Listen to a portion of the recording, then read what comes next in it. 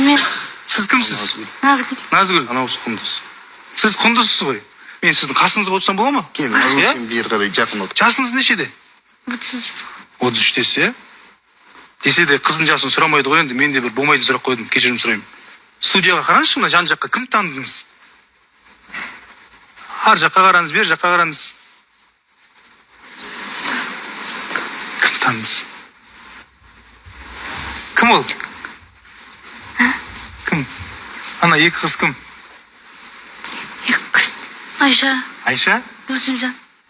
Олар сіздерге кім болады? Қайдан танисыздар?